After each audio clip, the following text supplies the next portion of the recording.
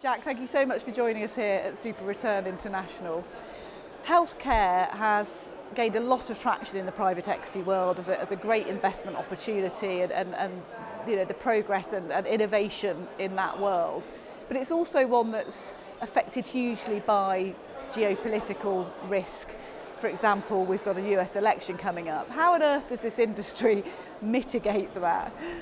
That is such a good question because yes, we're in the midst of two big things right now. First, the elections, which are not only presidential but also the control of Congress, but then also this growing coronavirus issue that WHO is saying they're on the verge of calling it a pandemic. So those are two massive unknowns, and I think that it's just important to look at some different scenarios and try to game out what some of the possibilities are. So talking about those scenarios, obviously there's nowhere like the US that's affected more by politics and healthcare being so intertwined. So how would an election affect policy going forward and perhaps things the FDA might do? Good question. When it comes to the FDA, who is sitting in the White House matters because that person will appoint the next FDA commissioner. If President Trump wins re-election, the current FDA commissioner who took over after Scott Gottlieb successfully was the FDA commissioner, things should remain the same. There's a real spirit of innovation and looking for ways to not only maintain safety, but look for new and better pathways for more approvals on the drug and the devices side. Most of the other candidates probably will lead to some sort of status quo. There is a chance, depending on who were to possibly win on the other side, that there could be a difference in philosophy, and that would probably impact approvals going forward. So it's quite a minefield, and then you throw a curveball in there like something like coronavirus.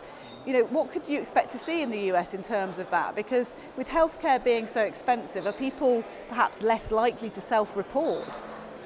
I mean, that's a very interesting specific question, but the broad question is there are going to be issues of supply and considering the fact that China is the major manufacturing of medical supplies as well as drugs as well as medical devices. Then you have the issue of possible shortages. You have the economic impact for an entire country, and you're seeing what's happening right now in China and other countries in Asia, and that could become a reality here. Hopefully it will not be, but I think the entire healthcare industry is going to have to be prepared for some possible disruptions. So lots of challenges to investing in that world, but there are huge opportunities too and huge innovation happening all the time. It's an exciting area to invest in.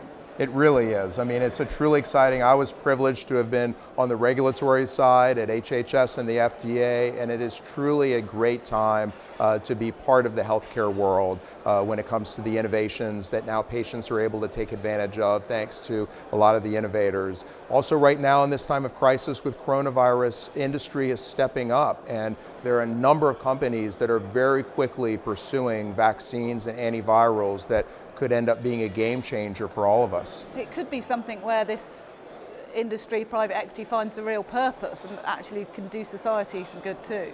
Absolutely.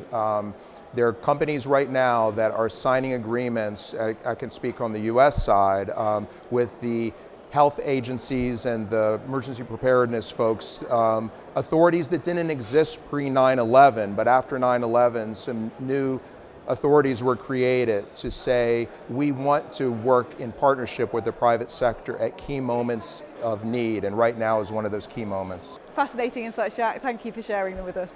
Thank you very much for having me.